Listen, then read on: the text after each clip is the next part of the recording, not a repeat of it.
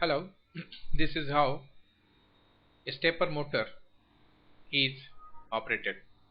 This is different from a DC motor or a servo motor. Now with the kind of program and then the associated circuits, they can be used for many robotic applications. Like when we operate this, it moves this way or it moves in steps. Every time 90 degrees and this way also.